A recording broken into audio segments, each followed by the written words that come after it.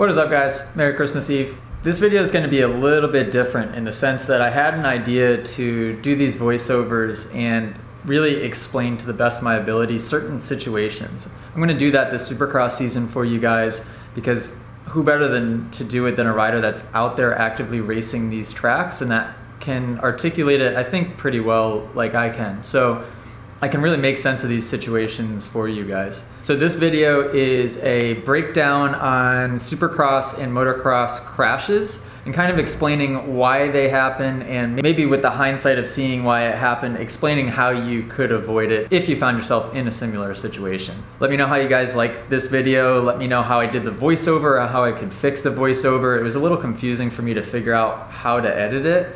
And how to time everything. It actually was way more time consuming than I thought to line up my voiceover clip with the actual clip itself. Quite the headache. Oh, so I think I got a little somebody here that maybe wants to say a little something to the camera. Just so everyone knows, I'm not actually mean. Yes, she is. No, I'm not. No, I promise she is not. I just am really dry and sarcastic. Oh, love that. Oh, sorry. Come on, Dick. We're not going. You decided to just do work in the basement when I'm down here doing my intro. Come on, Bear. Oh, I do have to change at the wash up, so I can't go. Okay. All right, come on. Yep, see you later. Here. Okay. All right, anyhow, make sure you guys subscribe to the Patreon account. Please, please, please. Love the community that's growing there. It's just $2 a month, or you can do the $6 a month option if you want. But it's an awesome community of people that I talk to every single day. And now what I'm doing is exclusive private YouTube videos for the Patreon members. So pretty awesome. You can click the link below in the description for that. And then also subscribe to the darn YouTube channel. That's even easier. That link is like right below this video. Hit the subscribe button, almost at 50,000. So thank you guys. And give me honest feedback on this voiceover thing. I think it could be some cool insight for you guys, especially as I get better at it, but let me know and I'll stop yapping.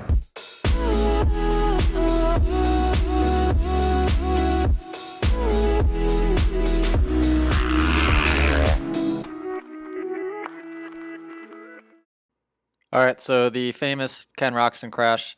To preface this, the track was wet before and they had it covered. When they uncovered it, the base of the jump, so the pockets were really, really soft and really, really rutted, which made this track overly dangerous. I was racing the 250 class this night. Ken Roczen obviously was in 450, so I was watching this from the stands.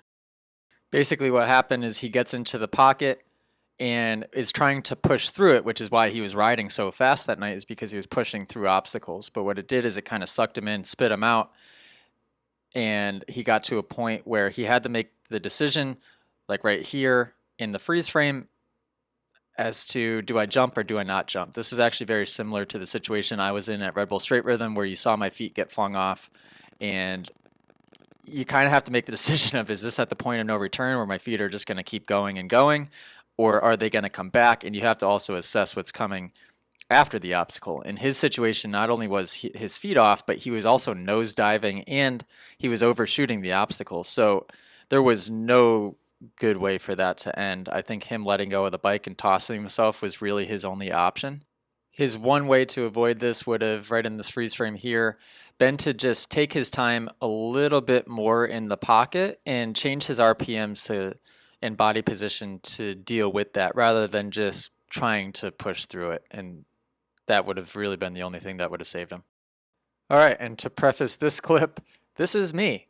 So that's Josh Hansen up above my head. That's me down below. This is in Oakland 2017. What happened is, going up the jump face of this little double out of a corner, I hit neutral.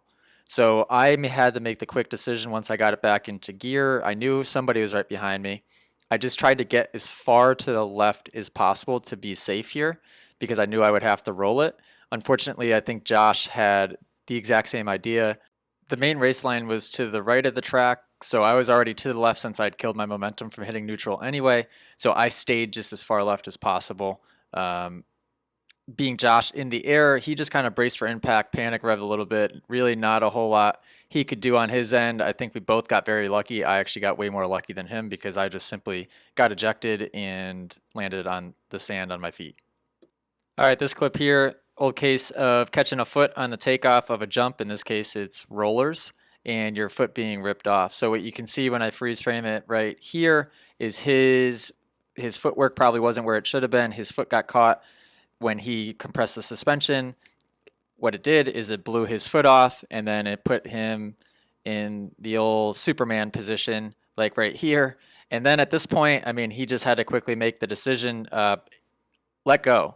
In this case right here, letting go is usually going to be your best bet. Try to push away from the bike. He tried to hold on, which I think made the crash worse. All right, and here we have Jeremy Martin getting flung like a rag doll. This is San Diego 17. I was right behind him. This was in time qualifying when it happened. What happened here is being short. This is the disadvantages to being short. When he clipped this jump, when the bike rebounded, it hit him in the butt, because think about it, when you're shorter, you have less clearance from the seat to your butt. The seat hit him in the butt, bounced his feet off the pegs, and then it was game over from there. For what it's worth, he did get extremely lucky and basically ended up landing on his feet. This clip is Chad Reed at Daytona. This is just basically, we'll show you what a tough block will do. I think Reed got squirrely before it. Once he landed on tough block, his weight was so out of whack that he was basically stuck in a whiskey throttle. And the problem is you don't know what the tough block is going to do, how it's going to react. It is like literally the most unpredictable part of riding Supercross. And truthfully, it was a very similar situation to this. This is myself and Dakota Tedder, MetLife Stadium. I want to say this is 2017 as well.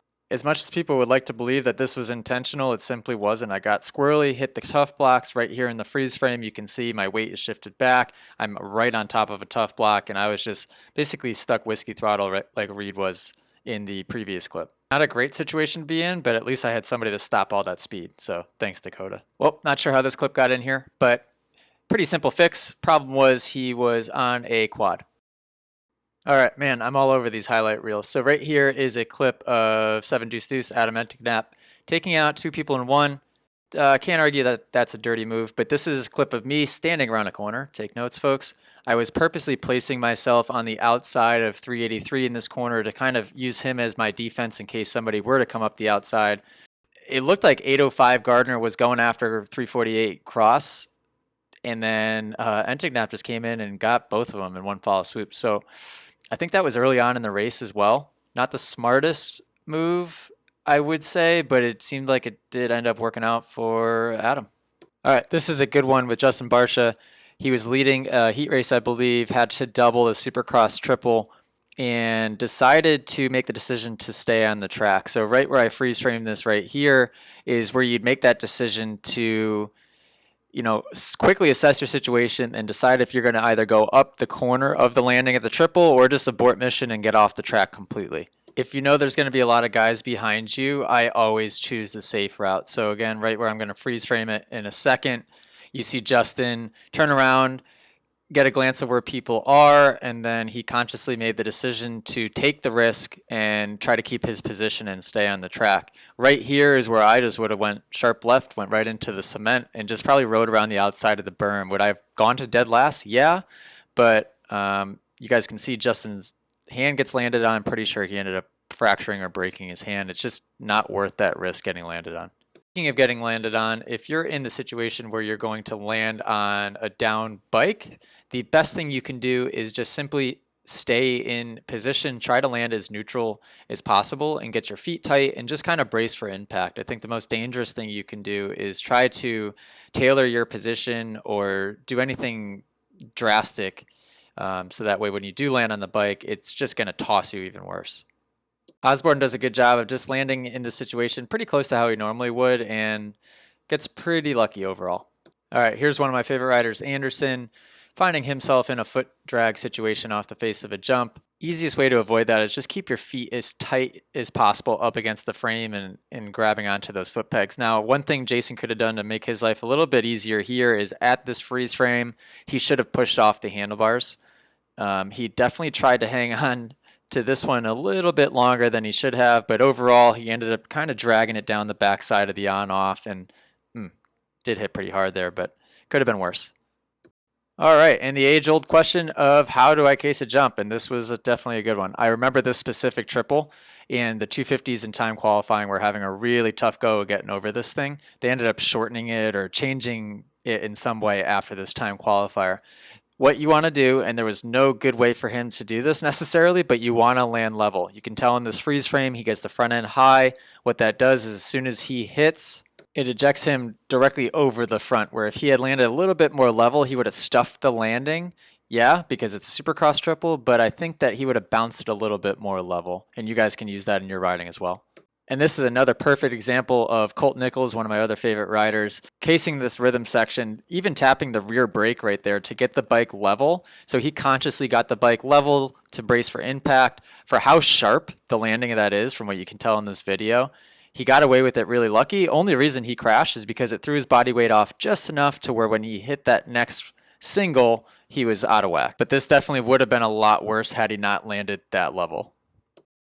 This is a real interesting one. So this is Seattle, 2018, maybe 2019. Reed just getting completely landed on. But this crash was his fault, and I'll tell you why. Right here, Reed is known for this, just like Kevin Windham's, just like the Jeremy McGraths, the guys that ride really far over the front of the bike with their upper body, which I ride that way myself. That's how I emulated my riding, was after guys like Reed.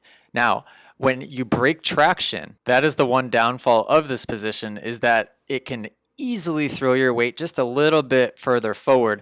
And Millville 2011, I think this was, same thing happened. So when you put this in slow motion, you can see Reed chest way over the front, head over the front, which is great. But as soon as he hits the little kicker, boom, the knees fly to the front, and all of a sudden you have no weight on that rear tire, all the weight to the front. So you're going to be getting that wheel spin, and then you're also going to get that really aggressive, dangerous knifing head shake. I was in that Millville race as well, actually. I remember coming around and seeing yellow flags frantically waving, but then wondering where the down rider was. And it wasn't until after the race that I figured out what had happened. And to answer your question, yes, I'm pretty sure he got up and beat me. Alrighty guys, thank you for watching. Today is Thursday. I will see you guys this Sunday, and I hope you enjoy your Christmas.